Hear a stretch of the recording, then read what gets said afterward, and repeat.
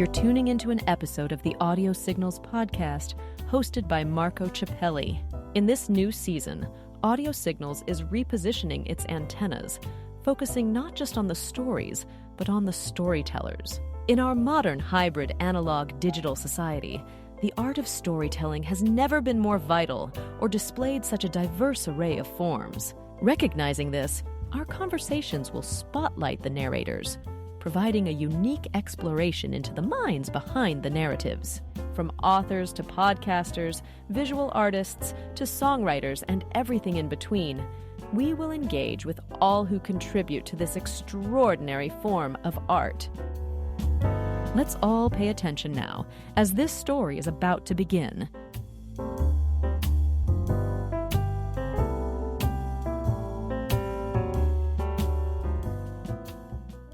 Hello, everybody. Welcome to another episode of Audio Signals podcast, where we talk about stories and storytellers.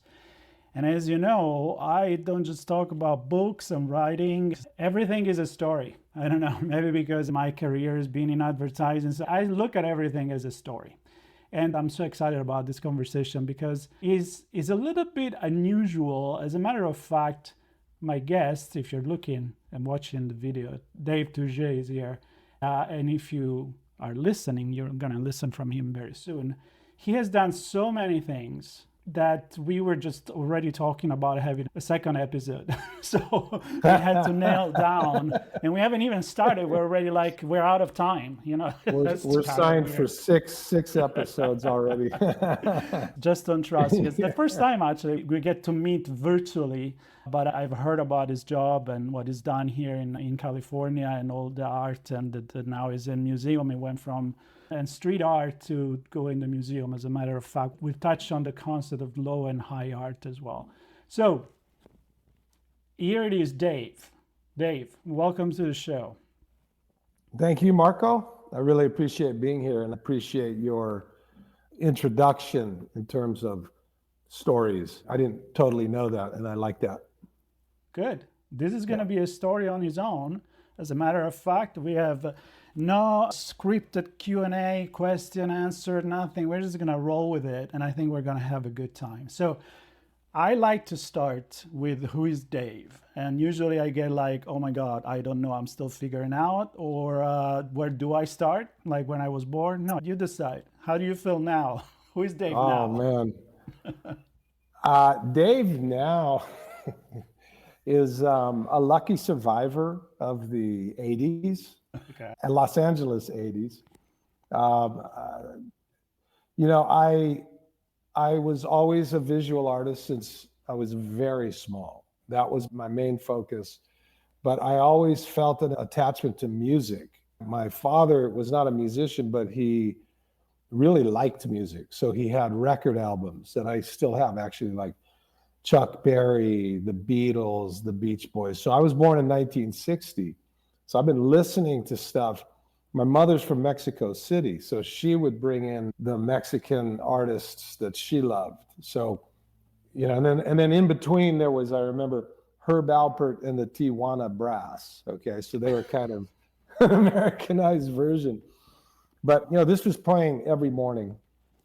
So really, I wanted to play music. I begged them for a guitar when I was 5 years old because of the Beatles.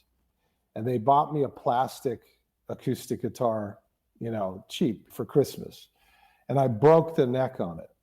That was the end. And they didn't have the money to put me into the music programs. I remember being about maybe 8 years old, and my friends were getting into the music program, and they were playing horns and saxophones and recorder, whatever they were playing. And I couldn't do it. They didn't have the money. So glossed through. And then in junior high school, you know, I met all these friends who were really, by then, great musicians already when they were very young. So I thought, oh, I missed it. But at the end of high school, I just said, to hell with this, man. I'm just going to learn to play. I wanted to play guitar. So I got back onto the guitar. I had guitar player friends who played the blues, and I wanted to play blues and rock. So I had friends that were just like, yeah, I'll teach you. I said, I want to play like Johnny Winter. And my friend said, good, yeah, bring over a 12-pack. I'll show you how to do that. But anyway, the point is to your question. So, all these years I've been able to assemble how to do different things, build things, paint. I worked very hard and still do, as a painter. And I mean like paintings, like that. Okay. Nice. And a lot of art shows and a lot of shows, with the furniture I would make. And, then there was the music and the punk rock scene in LA. I was slotted well for the timing of these things, like 1979 punk rock LA. I mean, I was 19, perfect, Skateboarding, I got my first skateboard when I was 7, 1967. And by the time urethane wheels hit, I was in good shape. I knew how to do it. And I could translate that into swimming pools and stuff. Mm-hmm. So very lucky. Snowboarding, early snowboarding, very beginning of the 80s, and had met one of the founders of snowboarding named Tom Sims, and, snowboarding with him. So where I'm at today is, I still do these things. I still, not so much the skateboarding and surfing just because of back and neck issues, but I snowboard a lot, play music, do art. I am in this collective called the California Locos. I like stories, and I just want to be free to do what I want. That's the way I've always been. I didn't want to make my living in art. I wanted to make art if and when I wanted to. If I wanted to shift to music. So money was never a part of it for me. I just had to be free and independent. And I developed different skills, and that's what I use to this day. I mean, I might go work on editing a film I'm working on and go from there to band rehearsal, go from there to, talking to my Locos guys about the next art show, to designing merch, all in a day. I spent 30 years in Florence, Italy. So that's why I was fascinated by the title of your book, which is Renaissance and Rebellion, when you talk about California Locos. Yeah. And then I spent 25 years in LA. And I have to say that I'm going to say that you are, from what you just described, you are a Renaissance man because all your interests that you just described, right? And you're also so California, like you describe yourself, and that's in a really good way. I mean, like, I think that living in a place like 70s, 60s, 80s, LA, mixing all these things together, I mean, it's just amazing. It's definitely made who you are today. And I love the fact that you're still passionate about it. I mean, I can tell there's passion in all you do.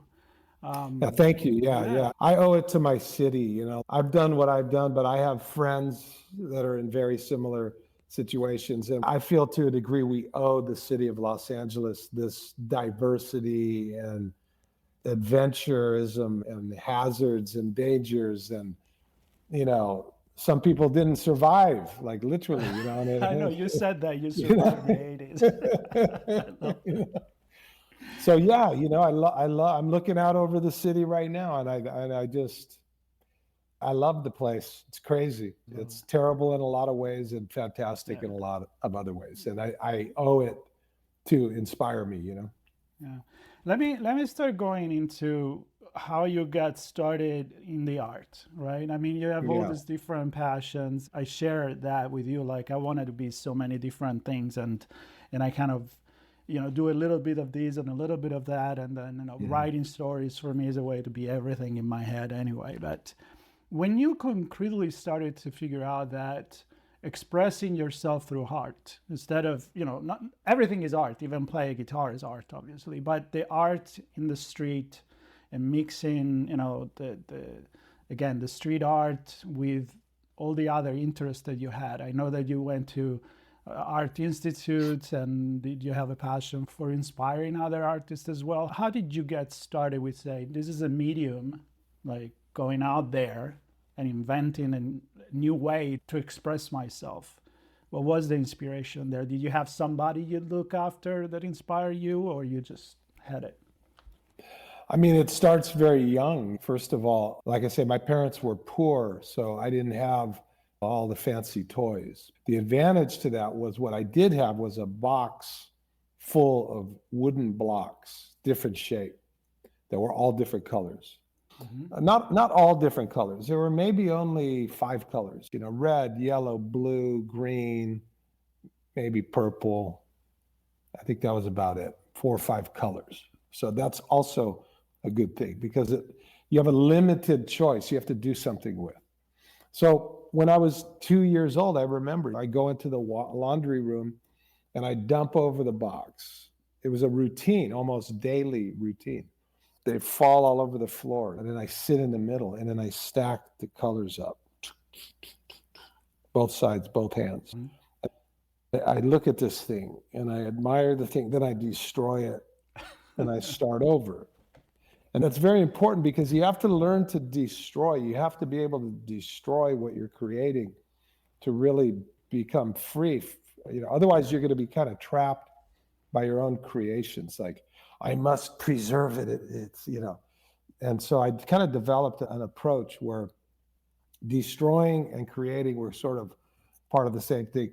So then coming forward from this, I developed a very strong sense of building things and arranging colors, which ironically, I realized not too long ago. And I said, okay, so I wasn't painting, but I was arranging colors in orders. And the funny thing is, like, this is a piece of mine. You see how there's like stacked blocks? Right. And for people actually listening, Dave is on the wall, there is almost like album covers, one next to another, right? It's sort of like blocks. Yeah. It's kind of like my painting style is still related to that experience where I'm basically assembling and stacking. Yeah, even what you have behind it is kind of like an Andy Warhol type of different colors on the same subject, right? Exactly. So not to get too involved there, but to come forward, I was a bit advanced at this whole concept when I entered school, at age 5. So I was ahead, you could say, of the curve. And I still have like drawings that I made when I was 5 years old, 6 years old. I remember moments like we had a project where we could use different things like wood, and my dad had already taught me how to use things like saws and stuff. So I stacked wood together and made a street cleaning truck, which was unbelievable for a 6-year-old now that I think of it. Cut out, 8 different separate pieces, glue them together, put wheels on, all this kind of stuff. I was just more experienced. Mm-hmm. And so then coming forward, drawing, I realized I had good hand-to-eye coordination. And, I remember being very young and doing the handwriting exercises, and I could do that really well. So then it went to drawing and copying, drawing things. And, so it just kept going and I never had any impediment. It was amazing. A lot of people get stuck when the teacher comes to them and says, "What is that?" And they say, "It's a pumpkin." And the teacher says, "That's not a pumpkin. That's terrible." Well, guess what? They stop right there and their drawing skills end right there. And they could be 50 years old. And if you ask them to draw a pumpkin, it's the same pumpkin. And that's a terrible thing, actually. But the point is I got lucky. I had teachers that were artists. So then I had a 3rd grade teacher who was a painter. And I remember going to his art shows as like a 9-year-old or something and looking around and you see all these people dressed up in these paintings and you're thinking, wow, Mr. Nelson did that. Amazing. It's inspirational. And then going all the way to high school, I went to a high school that had 7th through 12th grade. I had the same art teacher, very creative woman. And I owe her a lot because the first day in her class, I think I was 13 years old. The first project we did, I only have one project of hers. And at the end of this project, she came to me and she said, "Look, I can see that you're ahead of what I do. in general to the class. So I'm going to make a deal with you. As long as you're in my class, if you're drawing, painting, making things, you can do whatever you want. It was amazing. It was like, and she would help me. She was very good at what she did too. Like she could come in and help you draw, like, hey, fix this and fix that. And so from 7th, 8th, 9th, 10th, 11th, 12th grade, I never did one school project. It was just, I just went from one thing after another, what I wanted to do. And that landed me into high school scholarship at Art Center College in Pasadena. Yep. For my last year of high school. Then I got a scholarship to the University of California in Santa Barbara, a subunit called the College of Creative Studies, almost full scholarship. And then 2 years into that, I realized this is crazy. I'm going to die here if I don't quit. It wasn't for me. I got a taste of the politics, and they weren't interested in like a skill-based approach. They had other things that they were thinking about, which I can appreciate now, but then, my position in that world was smashed down, you could say. Mm-hmm. And then all of a sudden I was being made to follow the rules. Then I got into arguments with the teachers and they tried to fail me. And then finally I just said, fuck this, I'm out of here. And funny enough, I'm the only actual practicing artist from that time. Because in my opinion, I escaped from school, So I went into playing music and I had a whole period of just music. I stopped making art for, I think, 5 years back then and just played music, So coming forward, it's really, I come from more the fine art vernacular, even though I have this kind of street skate surf kind of punk rock thing. I followed a more formalized approach, but also you mix in artists that were very influential for me, like Rick Griffin from the surf side, I think mainly, and then Ed Big Daddy Roth from the hot rod side. It was so I got into that whole vernacular. I mashed it all together into what I do, and so I wasn't really a street artist per se. I wasn't tagging much. I mean, I did some, but I don't consider myself to be like a street artist. But so I came more from the formalized side, and then the rebellion was quitting and just setting sail on my own, and then meeting more. You were very lucky because you had that amazing mentors, teacher that said, do what you want. And then you went somewhere that said, you can't do what you want. And you're like, screw that. I'm going to do what I want. That's your rebellion that you probably carried somewhere, everywhere you went, I guess. In anything you do.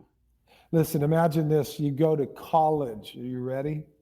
You go to college and there's a project using papier-mâché. Like that was third grade for me. Right. And I'm sitting here going, papier-mâché over a balloon? Like, are we? And so and I'm not exactly the smoothest customer, okay? In other words, I come from kind of a rough background, so I'm not going to basically take a bunch of bullshit out of anybody. Mm-hmm. And so then I do something other than the papier-mâché, and the teacher gets very mad. Like, who are you to make that decision? You see what I mean? So instantly, I got problems with art school. Yep. I didn't see myself learning to make a living. I didn't even think about making a living. I didn't even know what that was, So it didn't work out, I made peace with it. I don't. When it became a job, like that, you actually say, I can make a living out of this? Well, for me, I never really could make a full living. That's why I got into the building side and developed a construction company that could do highly paid projects without me working there. That was my goal. So that's how I live to this day. So that's been happening for like 30 years. So that allows you though to be the real artist that you said, I'm not creating art worried about, is it going to sell? Is it going to pay my bill? Which is Right. that freedom that ideally every artist would want to have, right? Right. Yeah. Yeah. And that's a difficult path. I don't necessarily recommend it as an easy thing to do, but that's the one I have because I knew I couldn't sell out to make a living in my art. And there was a time where I had that solo art career where I got the feeling early on in my 20s. I started making furniture out of concrete and steel for fun, but I'm a painter. Like that's really what I do. So it's getting very popular. I'm making a lot of money. I'm shipping furniture around the world. I had 7 galleries representing me. And things were going okay until I started getting restless, which is what artists do, right? Mm-hmm. And you get a little bored, So I think, oh, well, this is great. I got these galleries. They love what I'm doing. They're going to take my paintings. This is going to be amazing. Well, no, that's not how it worked, I found out. Okay, so it turns out, no, we don't want to show your paintings because that will confuse the good things you have going on. And I'm like, you're talking about selling? You're talking about the money you're making. Mm-hmm. I see what you mean. Okay, good. I literally had to stop making furniture like that. And it was fine. It was like, I was complete with the statement. If you saw the body of work, you will see it was ahead of its time. It's a complete statement and game over, and I moved on and I focused on painting, of course, at that point. But the same thing with painting, I'd have a gallery show and the gallerist would call me with the good news. A woman likes this painting. And I'm okay, that's great, and then the next thing is, but she wants it in blue tonalities. And I'm like, the way I paint is it's one time only. I'm not going to go back and paint something. Sounds like to me that, I know this is going to be a very Italian reference, but it's like when you go to a restaurant, there is a chef. I love your food, but can you make it this way? I mean, the chef is just going to give you a finger. It's going to be like, just go somewhere else, right? This is how I make it, right? Totally. This is not who's the cook here? Who's the artist, right? Yeah, some people will think you're an asshole. You can do this politely. You could do it of course. With heart, it's like, I told the gallerist. Why would you even ask something like that? Simple. It's the money. They need the money. Yeah. They have very expensive space. They have to sell art. I get it. I'm not against the concept. All I'm saying is I was not built to do it. Right. So I bowed out of it. If you look at history, right? I mean, a lot of, talking about Renaissance, and I want to touch on the book that you wrote, but yeah, a lot of artists, they were making money by getting commissioned some work. So they were getting paid to do something that maybe they didn't care to do, but that was paying the bill. It was some rich nobleman that would pay that, the Medici family, whomever it was. Right. And at the same time, it allowed them to do their job. Right. That is like their art. One is the art. Yeah. And for me, I remember talking to another artist who was telling me he needed that model. He just needs a few patrons that keep him painting. And he was trying to say that that's what I should be doing. And I said, no, I'm going to do it differently. I'm going to build my own patron. It's called a construction company that I don't work at. It's going to pay me without being a human that I need to owe something to. It's just a machine. Right. Okay? And it's going to be my patron. And that's what I have. So it's a similar model, but it's just not with all of the social implications. And it doesn't imply that you are somehow selling your art. You're not selling it to someone else. You're doing the thing that you want to do with the art. Yeah, but you sell art. The independence to do that. Right. But with the one that you sell, it's not the one commissioned to you. There's not somebody telling you, do it blue instead of red. I've never done that. Yeah, I've been asked to do that. And I could never do that. Now, at the same time, I do sell, my work is very expensive and I will sell my work. but Right. there is no commission painting. Right. There's no commission painting. Listen, can we, because I could stay and listen to you, but we decided we're going to have to break it at a certain point. That's right. And then we do another one because there is so much to talk about. So today we kind of talk about your background, but I want to take this next 10 minutes or so Sure. in talking about the actual book, which is also something that you have in the gallery going on, which is about, the Renaissance and rebellion. And yes. I'm curious to understand that concept. And maybe as you do that, you tell me what is this art gallery that you put together in order to represent this concept, I guess. So let's focus on that. Yeah. And then next time we do the Locos. I'm gonna that'll be wild. I think I could put that together, but we can do that. I don't think we've done panel discussions, but never the Zoom, icons. I think we leave the Locos for the next one. Right? Actually, I take it back.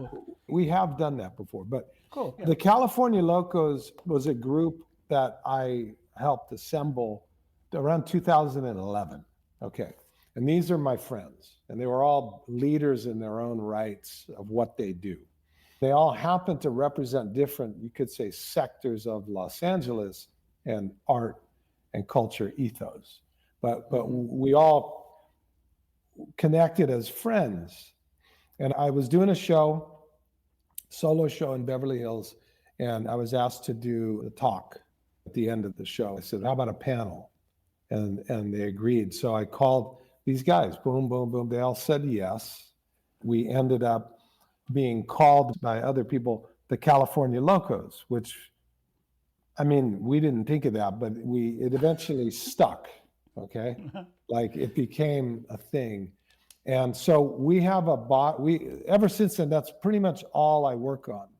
In terms of me and the art world, that's my project, okay? Mm-hmm. That's what I love. That's what I think is going to go the farthest. That'll be my legacy, I think. And, but we're all independent artists. It's not like we have to, there are no rules. It's just we independently come together. What these art show is, it's you guys showing together. It's not just you. We show together. We show together. And we have a history together of these really elaborate kind of art shows and experiences and events that have gone all around the country, the world, stuff like this. And, we're all sort of in this kind of museum zone where we all get invited to do things in museums, galleries, stuff like that.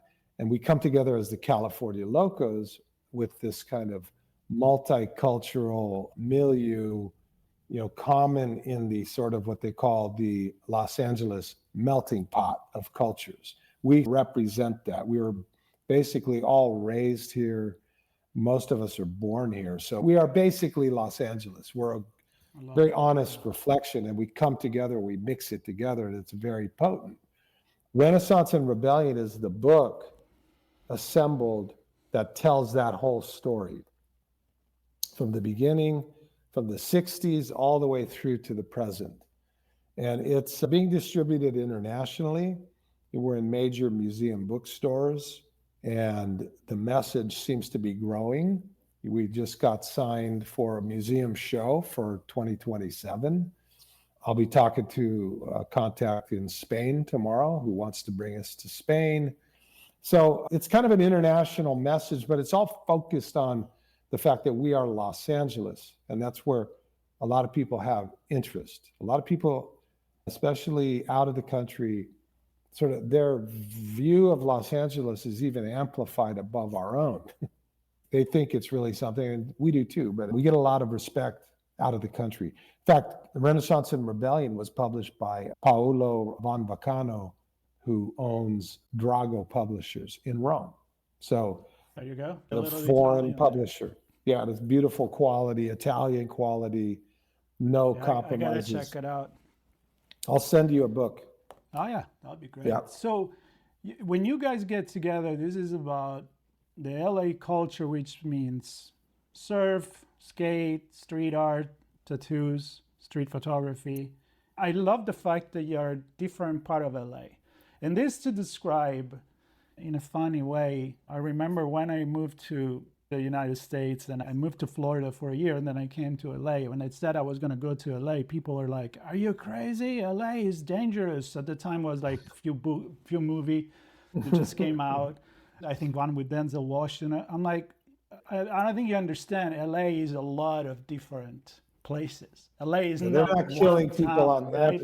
every street corner. Right. There is Santa Monica. There is Hermosa Beach where I lived for 12 years. And there is other area that maybe you want to be a little bit more careful. What I love about this is if I had to think about how do I represent LA, I couldn't pick one single thing, but I will probably pick all the things that you describe, including the music, walking in my neighborhood here in the valley. I mean, I can listen to a band of mariachi, and then the next door there is a kid playing punk rock on the drum. You got it. That's it, right? That's it. That's Locos right there. That's our definition of loco. It's multidisciplined, multicultural. It's mashed together. You don't know what you're going to eat. Here, that's what we love about it. That's what we are expressing. Exactly. And why did you pick the word? I mean, I understand rebellion. I think that came pretty strong from your background and who you are. But the Renaissance, what's the meaning of that in the book? To tell you the truth, it doesn't have a huge significance to it other than the way I compose music, which is this totally separate process, is that I might be walking. There's never a set way of doing it. I might be walking down the street and I get a groove in my head or a melody. And then what I do is I'll hum it into the phone, you know what I mean? So I don't lose it. And then from there, with my band, we'll evolve a song, right? So the point is, getting an idea for a painting is similar. I might see a word, I might see an image in my mind, and then I sketch it very roughly so I don't lose it. And so I think of these things that are fleeting. And sometimes I put word forms together that stick. And Renaissance and rebellion just hit me. And it had to do with Renaissance is the obvious thing of like a new upheaval, a new form, rebirth, right? And then rebellion is just what each one of us, we live on rebellion. We grew up on rebellion. We were born into rebellion, really, in a way. Coming up through Los Angeles, you had to rebel. We rebelled against everything. Our parents, our schools, our schooling. You rebel against everything. I don't know. It's a way of life, And then when you become an adult and you have children and, you have to do interviews and stuff like this, I mean, you become a little more refined in what you're doing. You're not just breaking things and ruining property or something. You're trying to do it in a way that is positive for the culture, to rebel in a way that opens doors and opens windows for people to look through and give them the idea of possibility, right? Right. So is that your message with your art? Do you have an objective always that it's this rebellious view, or do you do things inspired by other mantra, let's say? I'm always driven by the concept of this has never been done. I'm going to be the one doing it. Does it have to be rebellious in that way or not all the time? I mean, I've developed my style in painting that is contrary right off the bat to normal painting. I reverse paint on clear acrylic panels. So immediately everything's backwards, everything's reversed, everything is counterintuitive to, so immediately you could say it's a rebellion in a way. Definitely. But I'm not trying to be rebellious. What I did with art is I just developed a style that I'm really familiar with and comfortable with, and gives me enough latitude that I feel like I could travel without getting bored and run out of ideas. It's a way of, going back to the beginning, it's a way I tell my story, whether it's a good one or not. It's just a vehicle now, it's a language. So I'm not trying to be rebellious, and in a way I never really was. skateboarding is rebellious. It was illegal to do what we did, but we loved it too much to walk away from it. So we broke the law to do what we did, not so that we could tell people, hey, look, we're rebellious. It's just what had to be done, you know? And so I don't, you know, I have a idea in my mind of what beauty is. And I've spent decades evolving a style that I engage in order to paint. And I see things, you know, through those lenses. And it's not for any other reason than to do the image that pops up into my head. And the fact that it's avant-garde, okay, as is called, you know, that kind of art, is just the way it is. It's just, I have nothing to prove to anybody. I'm not trying to impress anybody. It's just, you know, like I followed avant-garde jazz quite a bit. You know, for some reason my ears could tolerate that, you know, Ornette Coleman and Eric Dolphy and the dissonance, you know, of it. And they were very, actually far more gentle than I ever was as far as people. They just heard what they heard and played what they played. They weren't trying to impress anybody. They just heard what they heard and had to play it. And in a way, I think that's the same for me and the other Locos, is how I see it. We just do what we have to do, you know? Yeah, and I think that's the essence of art. And the fact that, I mean, I'm going to get a little philosophical here because that's what I like to do. But if you think about it, if you do art to sell it, it's not really art, right? Like, I remember when I started as a copywriter in advertising, the art director at the time, he told me right away, he said, you're not an artist here, you're a prostitute, because you're writing for somebody that pays for it. And I'm kind of connecting with the story that you were telling. It's like when you go home, you know, you have to please the client here. You have to do a good job, a good copy. You got to sell the product, and you got to sell to the client. That's right. And then when you go home, that you're now selling that, then you can write whatever you want. I mean, that's when you get that living and selling and choosing, you're really honestly yourself. And the art that you do is free. Exactly. Right? Exactly. It's completely true. And it's your story. To go back to storytelling, you're not telling someone else's story, you're telling your story. That's a good point. That's a really good point. I mean, like in your case, you're literally telling somebody else's story because you're being told that you need to write about, you know, a dog and a bear and a cat and in Los Angeles and whatever the framework. Whatever it is. Now there's artfulness in that. I'm not taking that away. Yeah. You know, there's skill, especially in writing, I think. You know, I mean, I respect writers maybe more than any other artist, to be honest with you. For some reason, I look at writers differently, like, how do they do that? Like, wow, you know, so that's impressive to me. And I appreciate that. But, you know, I've done a lot of commission artwork. I know what it's like to get together with the client. Some of my best work, I would allow commissions in furniture, not painting. Furniture, yes. And it was a very arduous process.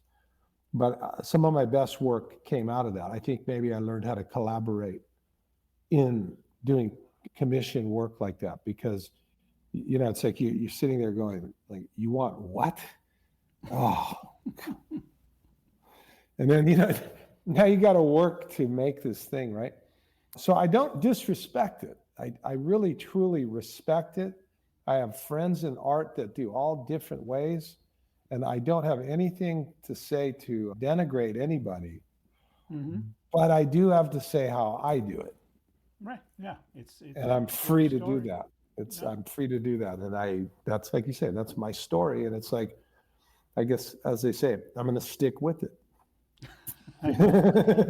I love that. Hey, I want to end this with going back to one thing you said at the beginning. It kind of stuck with me, where when you were talking about art not being a permanent thing and you got to be able to destroy your own art.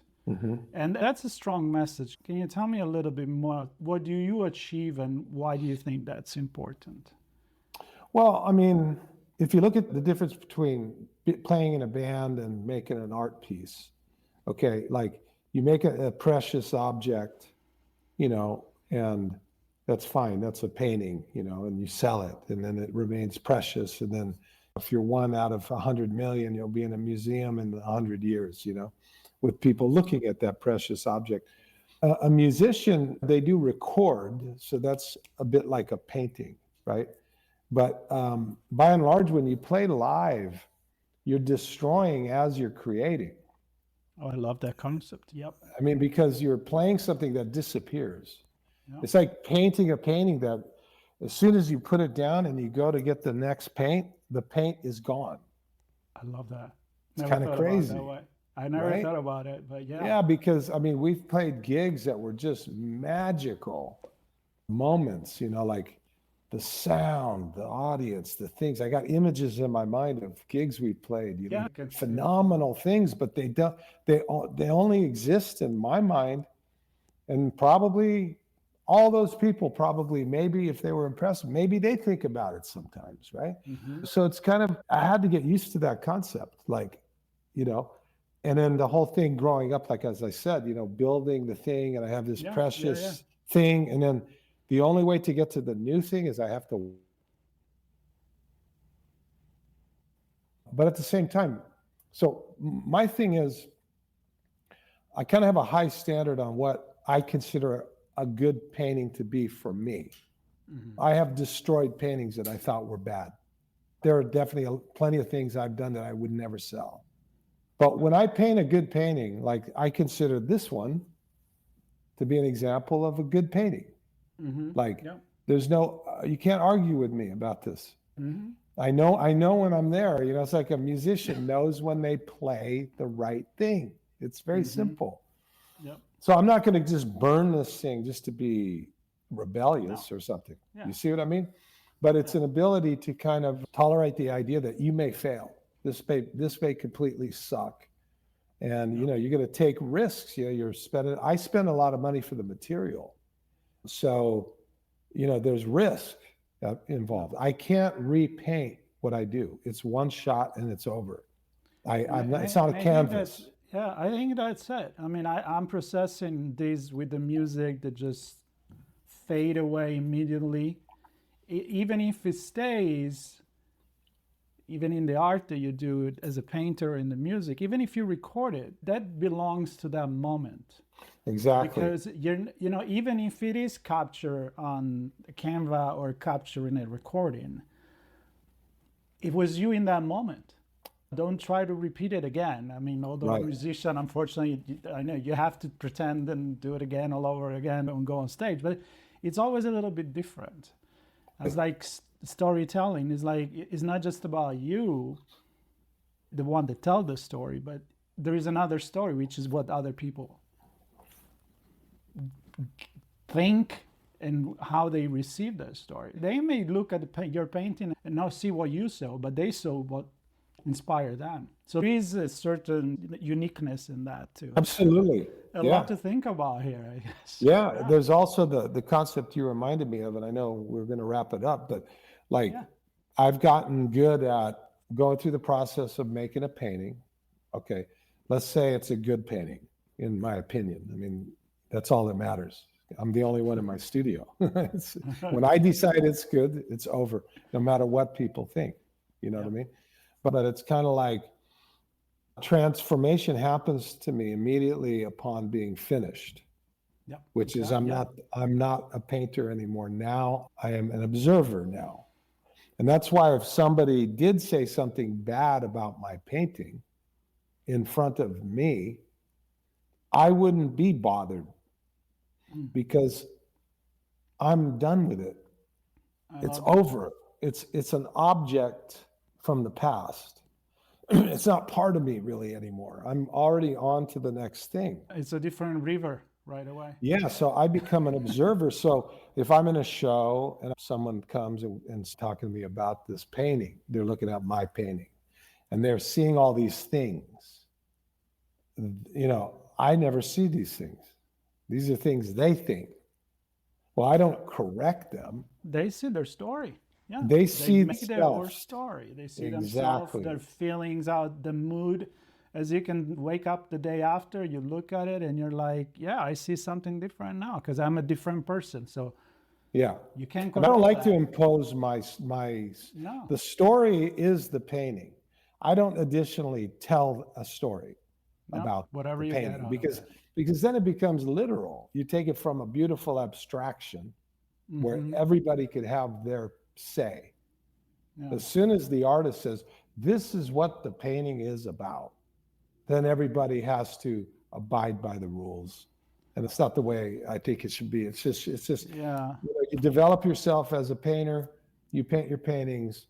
If it's good enough for you to show, then you're in the audience now, and let everybody have their own way. I have people ask me all the time, what does that mean? And I say, well, I don't know, it doesn't really mean anything specific.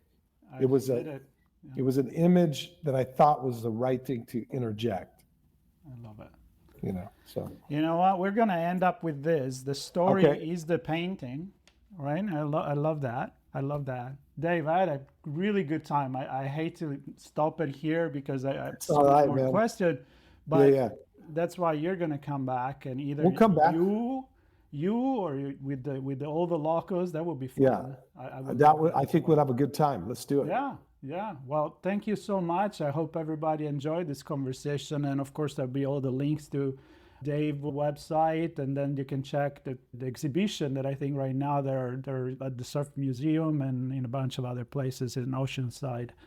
And hopefully I'll see you in Rome as well, or in Italy whenever we're there. I mean, I'm glad to know that you're going around internationally and represent LA. That's a really cool. I think next year we may end up in Spain, so maybe Madrid. We're going to find out tomorrow. I'm going to know more about what's being presented. So thank you, Marco. I really appreciate you having me anytime. Yeah, I love it. All right.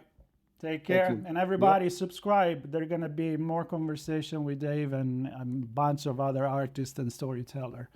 Audio Signal Podcast. Take care, everybody. Take care. Goodbye.